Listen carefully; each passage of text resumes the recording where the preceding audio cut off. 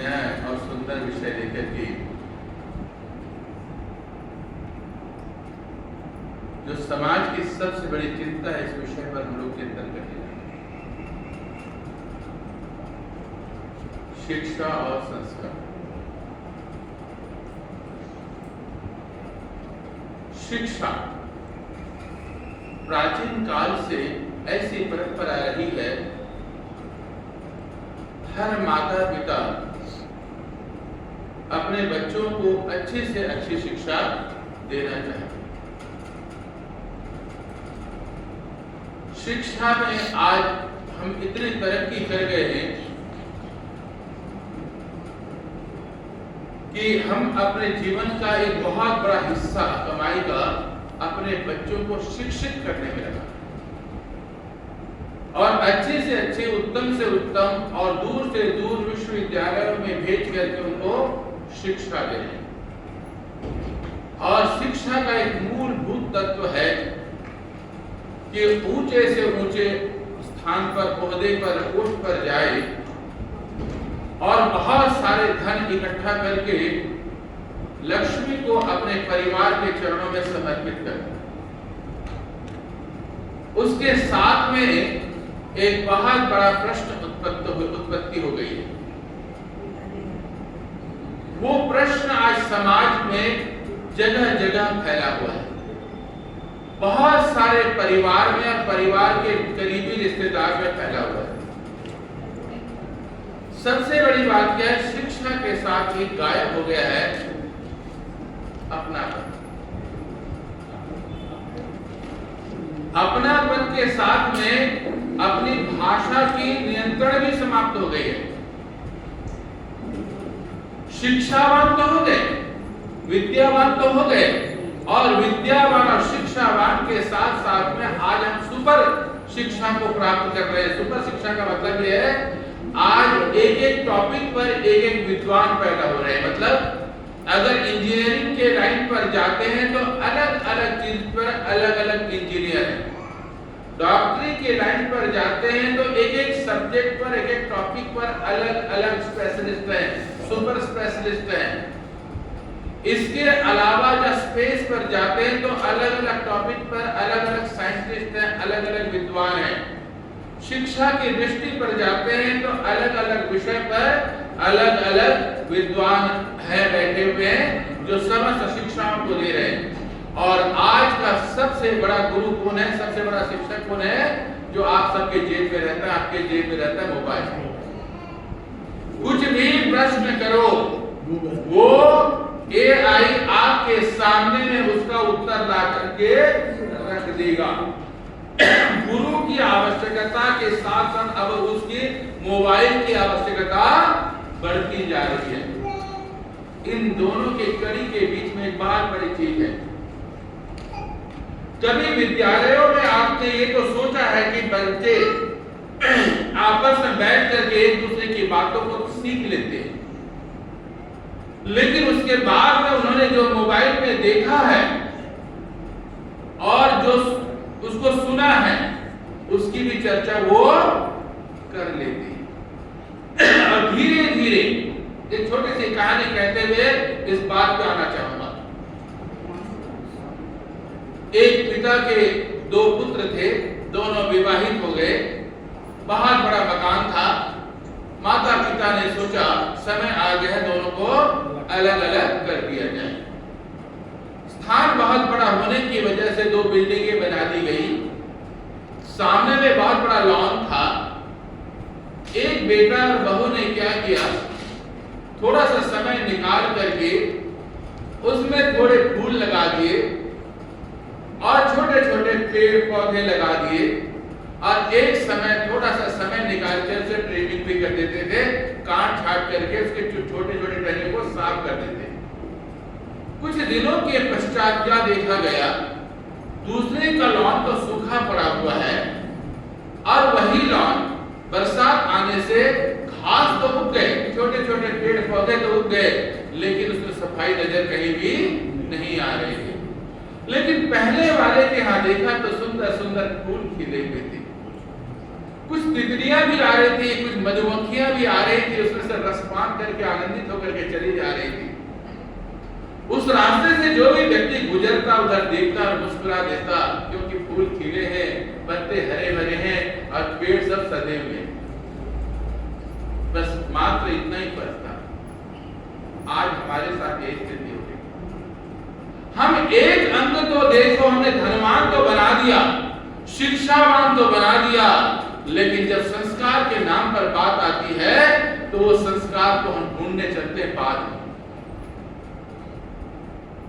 उस संस्कार को ढूंढने के लिए हम उनके बच्चों में ढूंढने चले जाते हैं कि वो कहां है संस्कार। एक समय आता है उसकी आवश्यकता पड़ती है, पीढ़ी दर पीढ़ी आवश्यकता पड़ती है। उस समय में हमारे को सोचना पड़ता है और शिक्षा के साथ साथ में हमें संस्कार, 16 संस्कारों की आवश्यकता क्यों पड़ी। वैसे थोड़े थोड़े सजा करके इसे फूलों की तरह अगर कोई अपने बच्चों को छोटी छोटी शिक्षाएं देता है, जैसे आज सुंदर में माँ ने क्या किया, घर में भी गणतंत्र दिवस मना सकती थी, लेकिन उसको पता था कि धर्म की प्रतिष्ठा जिस स्थान पर है, वैदिक वेद मंत्रों का उच्चारण जहां हो रहा है, जिन माताओं ने तप किया है, जिन पुरुषों ने तप किया है, उनका परम दिव्य पावन आशीर्वाद इस बालक को छोटा सा एक बूंद मिल जाएगा तो कहीं न कहीं संस्कार कभी न कभी जाग जाएगा। ये शिक्षा जब मन में आ जाती है तो संस्कार की छोटा सा बूंद उसके दिमाग में चला जाता है। साइंस ये बात को स्वीकार करता है, विज्ञान इस बात को स्वीकार करता है। हम जो भी कर्म करते हैं हमारे जीन्स में जाकर के धीरे धीरे वो इकट्ठा होता है और उसके पश्चात पीढ़ी दर पीढ़ी, 5-5 पीढ़ी, 10-10 पीढ़ी तक के वो संस्कार वहां आकर के वो आपको बोल देते हैं और वैसे बोलने के लिए प्रेरित करते हैं। कभी कभी हमने सोचते हैं कि हमने कौन सा अपुण्य किया है, आज ऐसी भाषा सुनने को मिली। कभी आप रास्ते में जाते हैं, देखना कि हमारे नौजवान पीढ़ी इतने उपद्रव में है, इतने आक्रोश में है, इतने गुस्से में है, मौका मिला नहीं कि वो बहाना तो मिल जाए, पूरी अपनी ऊर्जा को बाहर निकाल देते हैं और वो आगे नहीं देखते, पीछे नहीं देखते, अपने घर में बुजुर्गों को नहीं देखते कि बाद में इनके साथ क्या परिस्थिति होगी, और उसके लिए कुछ नहीं सोचते, सीधा मार पीट इस पर उपद्रव पर उतर जाते हैं। और बाद में क्या होता है, उनके माता पिता बोलते हैं क्या बात है कि तूने ऐसा क्यों किया, थोड़ी देर शांत हो जा, मन कंट्रोल में नहीं है। क्या आवश्यकता है, शिक्षा तो हम जितनी मर्जी दे लेंगे, और तो और सबसे बड़ी बात यह है शिक्षा के साथ संसार के तमाम वस्तुओं को हम अपने पास इकट्ठा कर लेंगे, और सबसे बड़ी बात यह है उसके साथ में धन वैभव की कमी नहीं रहेगी।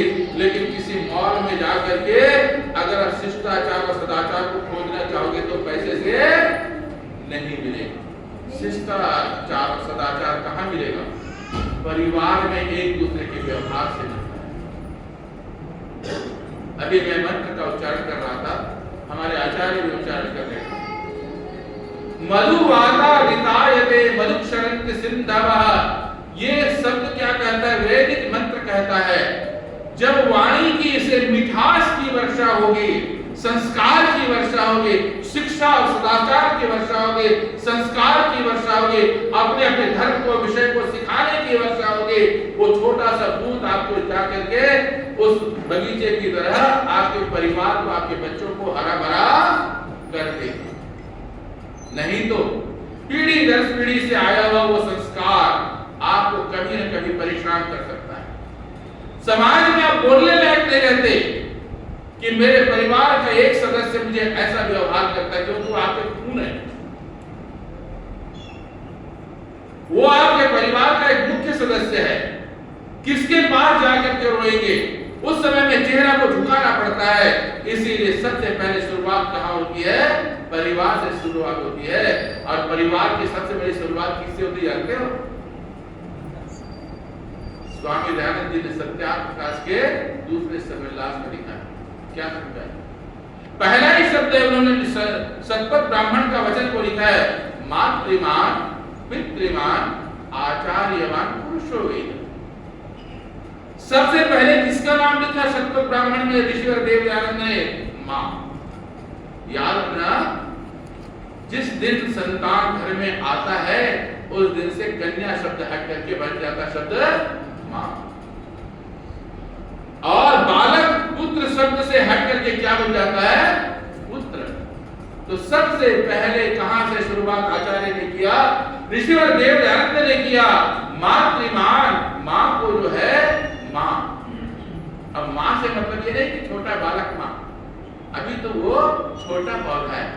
जब अपने बड़े को मां की तरह समझोगे, मां को मां की तरह समझोगे और पिता की तरह समझोगे, तो बालक हर दिन देखता है, आपके व्यवहार को देखता है, आपके वाणी को देखता है, आपके आचरण को देखता है, बोलता है कि इसने तो मां के साथ अशुभ शब्द बोला था। जब उसका समय हो जाता है, विवाह हो जाता है, जब वो भी पिता बन जाता है, तो मेरे पिताजी ने, मेरी मां ने मेरी ये देख किया था, तो मैं भी क्यों ना ऐसा करूं। पीढ़ी दर पीढ़ी आती है। इसीलिए अगर दूसरों से अगर सम्मान पाने की लालसा है, तो याद रखना पहला शब्द क्या है, दूसरों को सम्मान देना सीखो। अगर दूसरों से शुभ वचन सुनने की इच्छा है, तो याद रखना तुम्हारी वाणी से दूसरों के लिए मीठे शब्द निकलना जरूरी है। ये पीढ़ी दर पीढ़ी की परंपरा है, और साइंस तो इस बात को स्वीकार करता है, ये जरूरी नहीं है कि अभी से ही शब्द आए, पिछले 5 पीढ़ी का शब्द भी आपके पास आ सकता है। इसीलिए हमारे सामने में डॉक्टर बैठे हुए कहते हैं, कुल परिवार में किसी को कोई ऐसी बीमारी तो नहीं थी। वो बीमारी के विषय में पूछते हैं, शारीरिक लक्षण के पूछते हैं, वो जीन्स के बारे में जानना चाहते हैं, लेकिन धर्म कहता है कि आपके पीढ़ी दर पीढ़ी पर कहीं आप लोगों ने बुराई तो नहीं की है, इसको पितर शब्द कहा गया।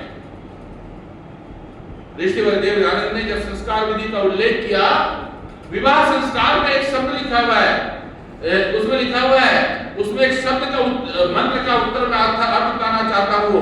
वो लिखता है, पितृ पितामहेभ्यो, मैं पितर को भी प्रणाम करता हूं, पिता पर पितामह को भी प्रणाम करता हूं, और मैं अग्नि के सामने में साक्षी लेकर कहता हूं कि मैं इसे धर्म के रूप में स्वीकार कर रहा हूं। किसको क्यों याद कर रहे हैं?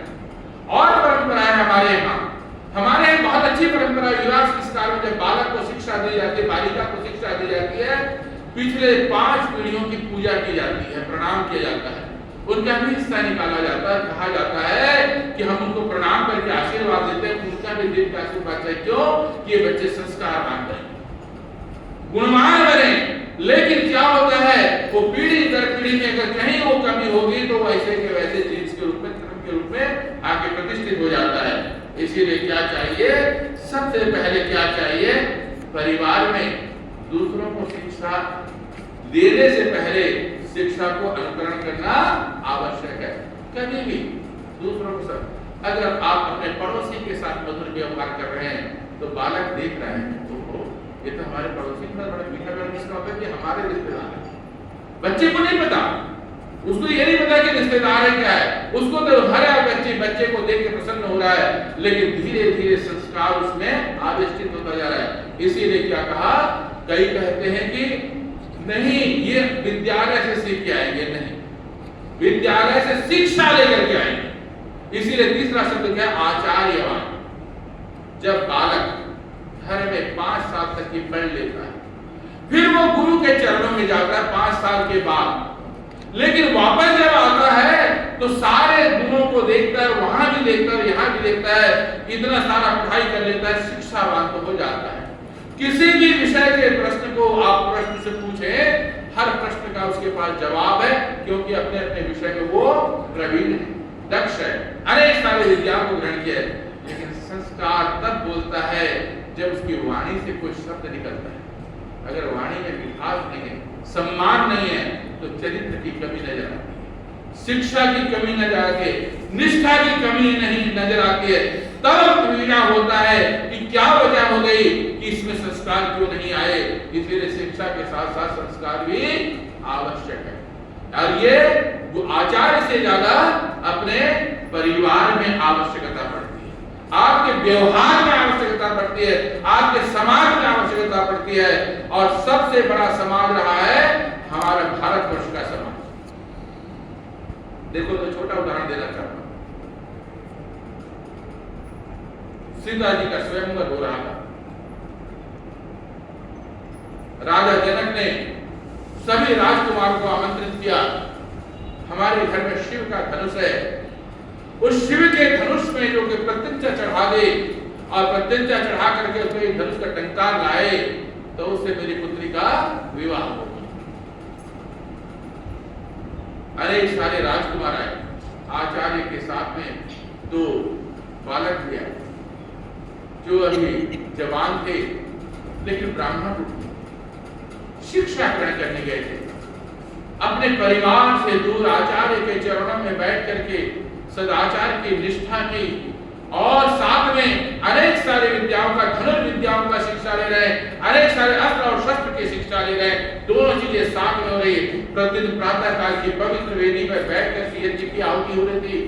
देवताओं से आशीर्वाद मांगा जाता था और अनेक सारे देवी और देवताओं से आशीर्वाद मांगा जा रहा था और वो सारे के सारे संस्कार धीरे धीरे राम और कृष्ण में उत्पन्न हो रहे थे। और जब वहां पर पहुंचे तो देखा क्या गया, 2 नौजवान बालक ब्राह्मण बीच में यहाँ कैसे आ गए थे? यहाँ तो राजकुमारों की सभा है। वशिष्ठ ने जाकर के धीरे से राजा जनक के पास कहा कि ये दोनों क्षत्रिय कुल के ब्राह्मण और क्षत्रिय कुल के ब्राह्मण है, मतलब ब्राह्मणों का संस्कार और क्षत्रियों का गुण है, क्षत्रत्व का गुण भी है और इसमें शालीनता का गुण भी है, सदाचार का गुण है। आप इन्हें अवसर तो दे दे एक बार। उसने आंख उठा करके कहा, गुरुवर स्वीकार है, आप आए हैं तो आपका सम्मान। उन्होंने आंख से इशारा किया और बड़े पुत्र को कहा, जाओ इस धनुष पर ये जो है आप का चिंता चढ़ा। धीरे उसकी चाल में इतनी सुंदरता थी, हर कदम नपा हुआ था, इसको देख करके राजा जनक प्रसन्न हो रहे थे। आज मेरे परिवार में कोई बालक है। देखो मैं आपको क्या कहना चाह रहा हूं, रामायण कहता है अगर उसकी चाल में शालीनता नहीं है, पहली चीज बताता हूं, जब घर में घुसता है आपका बालक कहीं दुखी है, परेशान है, एक जूता इधर फेंकता है उधर फेंकता है, तो समझ लेना कि उसका दिमाग ही खराब। अगर उसमें शुरुआत नहीं से होती है, आज राम जब चल के जा रहे थे तो प्रसन्नता किसके चेहरे पर आ रही थी? राजा जनक के चेहरे पर। उन्होंने धनुष को उठाया और जैसे प्रत्यंचा चढ़ाया तो वो इतनी शक्ति, इतनी ऊर्जा, प्रेम भक्त तरीके से लगाया कि वो धनुष जैसे ही टूटा, उसकी आवाज इतनी सुंदर और भयंकर थी, उसका शिव भक्त परशुराम के कानों में जाके बात पहुंच गया। वो उल्टे थे, ब्राह्मण कुल में पैदा हुए थे लेकिन क्षत्रिय गुण को धारण किए थे, शंकर जी के उपासक थे, इसीलिए वो पहुंच गए कि कौन है जिसने मेरे गुरुवर की शिव को तोड़ दिया, शिव जी के धनुष को तोड़ दिया। कौन है प्रत्यंचा चढ़ाते हुए धनुष को तोड़ दिया? वो आ जाए मेरे सामने में, मैं उसको समाप्त कर दूंगा। देखो भाषा, उसके अंदर अहंकार था, जोश थी, ऊर्जा थी। उसने कहा कि मेरे से बिना पूछे या बिना गुरु को प्रणाम किए किसने शिव के धनुष को तोड़ दिया? उस समय में लक्ष्मण खड़ा हो जाता है। लक्ष्मण के अंदर ऊर्जा थी, जोश था, उसने भी वही विद्या अध्ययन किया था जो राम ने किया था, जो राम ने अध्ययन किया था वही लक्ष्मण ने किया था। लेकिन लक्ष्मण जोश में आकर के कहा, हंसा, ब्राह्मण हो, भाषा ऐसी कठोर, हमारे यहाँ ऐसी बात नहीं करते, हम ब्राह्मणों की रक्षा करते हैं, हम क्षत्रिय कुल के। लेकिन एक बात तो बता दूं, ऐसे तो बचपन में हमने अनेक सारे धनुष तोड़े हैं, ऐसे धनुष तो हम तोड़ते ही रहते हैं। जब ऐसी बात कही तो अब आवेश में आ गए परशुराम, कहे कि कौन है बालक, मैं यही सारे के सामने में इसे समाप्त कर दूंगा। जोश, ऊर्जा, गुस्से के साथ में जब शब्द का प्रयोग किया तो उस समय में राम ने, देखो क्या कहते, सुंदर बात है, इसको कहते संस्कार। राम ने अपने भाई को दूसरे आंख में ऐसे किया, इशारा मात्र किया, कहा कि बैठ जा। राम की प्रेम भरी आंख की दृष्टि से देख करके बड़े भाई का सम्मान करते हुए, और वहां पर कोई आक्रोश, कोई क्रोध नहीं, कोई अहंकार नहीं, 1 मिनट में शांत हो गया मात्र दृष्टि से और चुप बैठ गए। तब उसने कहा, मुस्कुरा करके कहा, परशुराम आप तो मेरे परम पूज्य हो, सम्माननीय हो, मैं तुम्हारे चरणों में बैठा हूं, मैंने शिव की भी मैंने भी आराधना की है और इस शिव को मैंने अपने हाथ से उठा के चढ़ाने की कोशिश की थी, दुर्भाग्य से मेरे भी हाथों से टूट गया। गुरुवर जो कहोगे मैं आदेश को पालन करता हूं। इस आवाज को सुन करके परशुराम ये कैसा बंदा है, मैं तो फरसा लेकर के काटने को तैयार हूं, लेकिन इसकी वाणी में गर्माहट नहीं आ रही है। आज घर घर में देखो ये स्थिति हो रही है क्या, एक शब्द बोलो दूसरा फरसा लेकर के तैयार है, वाणी का फरसा लेकर के तैयार है, आपके जवाब देने को तैयार है और आपको डांटने को तैयार है। क्या समाज हमारी स्थिति आ गई, हम राम के बच्चे, हमने अयोध्या में इतना सुंदर मंदिर बना दिया, हमने अयोध्या के लिए अपने सब में न्यौछावर कर दिया पैसा, लेकिन राम ने जो गुण को सामने में लाया था, क्या एक गुण को भी अगर हम स्वीकार कर ले तो वहां पर परशुराम जैसे तपस्वी, विद्रोही और उसने 18 बार क्षत्रिय कुलों को समाप्त कर देने वाला वो व्यक्ति भी राम के मीठे शब्द से चुप हो गए, सम्मान भरा देखते थे और कहता है कि वो ये तो कमाल का व्यक्ति है, एक वाणी में संस्कार। मैं यही कहना चाहता हूं, संस्कार कहीं से नहीं आएगा, आपके अंदर की वाणी से आएगा। और कहां से आएगा, जो आपने सिखाया हुआ है। हम दूसरों को देख सकते हैं, हमने अगर अपने पूर्वजों के साथ, बड़ों के साथ असम्मान व्यवहार किया है, अपने नौकरों के साथ असम्मान व्यवहार किया है, अपने लोगों से मिलने के साथ कठोर व्यवहार किया है, तो वो चीजें को कहीं ना कहीं आपका बालक देख रहा है। तो संस्कार कहाँ चाहिए, सम्मान कहाँ चाहिए, वो शिक्षा और सम्मान को प्राप्त करना हो तो क्या कहा गुरु, मातृमान, पितृमान, आचार्यवान, पुरुषो वेद। बहुत सुंदर कहा है, अगर किसी पुरुष को, अच्छा बालक या बालिका को बनाना चाहते हो तो साक्षात देवता कौन है, सबसे पहले देवता है मां और दूसरा देवता है पिता। ये दोनों की शिक्षा, दोनों की भाषा, दोनों के संस्कार सबसे पहले बालक पर फलीभूत हो रहे हैं। फिर आचार्य ने जो शिक्षा दी है, हम ध्यान रखना, हम अच्छे भोजन, अच्छे रहन सहन, अच्छी व्यवस्था दे करके सुंदर और रहन सहन को, व्यवस्था को उन्नत कर सकते हैं, लेकिन मन का निर्माण शिक्षा से कौन करता है, आचार्य करता है, गुरु करते हैं। अच्छे से अच्छे जगह हम पढ़ा सकते हैं, लेकिन सदाचार और धार्मिकता, निष्ठा की शिक्षा सिर्फ आप अपने से बड़ों का सम्मान दे करके दे सकते हैं। 3 चरण हैं, इन तीनों चरणों में आप किसको आप अपनाते हैं और किसको छोड़ते हैं। आज समाज क्या कर रहा है, पाश्चात्य संस्कृति को अपना करके भोग और विलास की दुनिया में जाते हुए इस भारतीय शिक्षा, भारतीय परंपराओं को, राम की परंपराओं को छोड़ रहे हैं और हम लोग क्या क्या पाश्चात्य संस्कृति में आज टेलीविजन में उन चीजों को दिखा रहे हैं। आप बैठ करके एक बार अपने टेलीविजन की शिक्षा को देखना ध्यान से, क्या क्या भोग और विलास के संसाधन आपके सामने में परोसे जा रहे हैं, चाहे नकली क्यों ना, लेकिन धार्मिक रूपांतरण किए जा रहे हैं। बालक भी उस आवाज को सुन लेता है। पहले के जमाने में राम और कृष्ण के बारे में सुनाया जाता था, आज भी नहीं सुनाते। जब एक बार रामायण सागर ने जब यहाँ पर किया था तो मुझे याद है, आप सबको ज्यादा याद है, घर घर सड़क सड़क पर कर्फ्यू लग गया।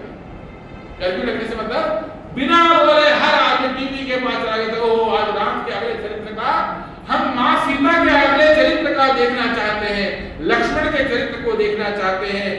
हर व्यक्ति के मन में था, लेकिन सो देखा जरूर, तो लोगों ने अपना नहीं पाया। जहां नहीं आ पाए वहां असम्मान बढ़ा, असंस्कार बढ़ा, कुशिक्षा बढ़ी और परिवार में वो सब चीजों को देखने को मिला। और जहां अपना लिया, जिसने स्वीकार कर लिया, उस बगीचे के हाथ उसका परिवार सुंदर हो गया, उसका परिवार मुस्कुरा उठा, उसके परिवार में सदाचार, शिक्षा, सम्मान सब कुछ विकसित होने लगे, कुल की तरह विकसित होने लगे।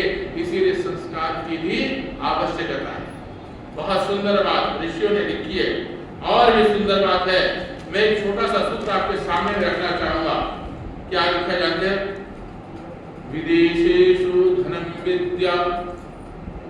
आपके पास धन नहीं होता, अच्छी शिक्षा है, कहीं भी जाकर के व्यापार कर सकते हैं, कहीं भी जाकर के आप नौकरी कर सकते हैं, आज नगर पालिकाएं देश विदेश में बैठ करके ऊंचे से ऊंचे होने पर जा रहे हैं।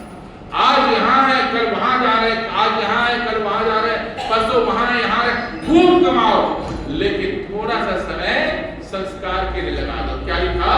और लिखा विदेशी धर्म विद्या व्याधिषु धर्म।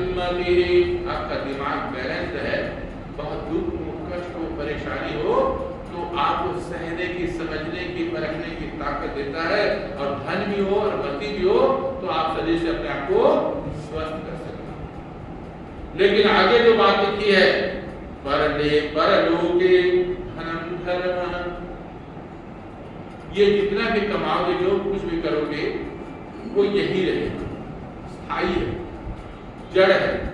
लेकिन आपके साथ में गया हुआ चीज कोई नजर आएगा तो आपका धर्म है। और धर्म क्या है? कोई चीज नहीं है दुनिया में धर्म। धर्म वो है जो आपने शालीनता पूर्वक दूसरे के साथ व्यवहार किया, प्रेम पूर्वक दूसरे के साथ व्यवहार किया, प्रेम पूर्वक अपने बच्चों का सुंदर निर्माण किया, सब एक दूसरे को देख के मुस्कुरा सके, एक दूसरे को सम्मान दे सके, ये सबसे बड़ा धर्म। और कोई, मैंने अभी राम के विषय में बताया, राम ने कोई वहां पर पूजा नहीं किया और आरती नहीं उतारी, उसने क्या किया? मुस्कुरा करके प्रेम भरे शब्द से, मीठे वचनों से अपने आप को झुका करके कुछ शब्द कहे तो परशुराम जैसे व्यक्ति भी वहां पर, महान ऋषि भी वहां पर झुक करके प्रणाम करने लगे। वो ये तो साक्षात प्रभु है, उसको लोग प्रभु मान रहे हैं क्योंकि उसने मीठे वचन बोले, मुस्कुराहट देखी, आंखों में विनम्रता की। यही तो चाहिए, यही धर्म है। जब आपकी आंखों में विनम्रता हो, दूसरे के लिए भाषा मधुर हो, आपके आचरण और चाल में दूसरों के लिए सम्मान हो, एक बार जाकर के पूछ लेना कि आपसे बड़ा कोई घर में है तो सबसे पहले उसको खिला देना, आपसे छोटा कोई है तो उससे पूछ लेना और खिला देना, तो आपका सम्मान अपने आप बढ़ जाएगा। आप कुछ भी कर सकते हो, आप इसे स्वीकार करो ना करो। लेकिन ऋषि ने कहा परलोके धर्म धर्म, और वहां पर आपका धन कुछ नहीं रहेगा, परलोक में जाओगे, अगले जन्म में जाओगे तो आपका संस्कार कुछ नहीं रहेगा। आपने जो धर्म किया है, जो आपने आचरण किया है, जो आपने व्यवहार किया है, वो आपका जाएगा। और सबसे बड़ी बात क्या है? शीलम सर्वत्र वैधनम, शीलता शालीनता, शीलता शालीनता, वो हर जगह आपका धर्म, इस जन्म में भी और अगले जन्म में। दूसरों के लिए भी हो, आप किसी ने कुछ लेकर के ना जाए, बड़ा बहुत शालीनता पूर्वक उसका व्यवहार करें। या आपके घर में कोई व्यक्ति आता है, आप उतनी शालीनता पूर्वक उसके साथ व्यवहार करें, दोनों आपस में क्या बन जाएंगे? एक परिवार बन जाएंगे, एक मित्र बन जाएंगे, एक दूसरे का सम्मान बन जाएगा। शीलम सर्वत्र वैधनम, सब जगह दुनिया में क्या है? संस्कार। और संस्कार कहां से आएगा? परिवार से, समाज से, समाज से ज्यादा परिवार से आता है। और उसके बाद वही आपका परिवार ही सबसे बड़ा धन है, ऐसा ऋषियों ने हमारे को बताया। और एक बहुत सुंदर शब्द स्वामी दयानंद जी ने लिखा है, शिक्षा विधि। जब तीसरे समुदाय को लिखा, उन्होंने बहुत सारी शिक्षाओं को पढ़ने के लिए कहा, लेकिन लास्ट में वो लिखते हैं आचारः परमो धर्म, आपका आचरण ही सबसे बड़ा धर्म है, आपका व्यवहार ही सबसे बड़ा धर्म है। अगर आप अपने कार्य क्षेत्र में जाते हैं, हर व्यक्ति आपको देख करके आपके नीचे काम करने वाला प्रसन्न होता है, उसके चेहरे पर मुस्कुराहट लगती है, आपके सामने विनम्रता का भाव पैदा करता है, तो आप जान लेना दूसरे आपने धन कमाना। आपके परिवार में आप कहीं जाते हैं, हर व्यक्ति आपको सम्मान के साथ बात करता है और आपसे मिलना चाहता है, तो समझ लेना आपने धन कमा लिया। अगर आज समाज के इस पवित्र वेदी पर इस विषय में चिंतन किया है, आपने और हमने मिलकर के इसको अपने दिमाग में बिठा लिया और एक दूसरे का सम्मान करना शुरू कर दिया, तो हमारे लोग समझिए कि आज हमने इस विषय पर चिंतन किया है, मनन किया है, इस वेदों का चिंतन किया है, इसका महान मनन किया है। लेकिन आज दुनिया में हमारे पास धन वैभव कोई कमी नहीं है, संस्कृति टेलीविजन में दिखाया जा रहा है, और लेकिन हमारा व्यवहार को कोई नहीं सिखा सकता, हमारा परिवार ही हमारा व्यवहार को सिखा सकता है। इन शब्दों के साथ अपने इसके अंदर मैं कहना चाहूंगा, मातृवान, पितृवान, आचार्यवान, पुरुष वेद मां पिता के साथ उत्तम व्यवहार करें, अपने आचार्य को प्रणाम करें, वहां से शिक्षा मिलेगी और यहाँ से संस्कार मिलेगा। यही हमारी संस्कृति है, यही हमारा धर्म है। ओम शांति शांति।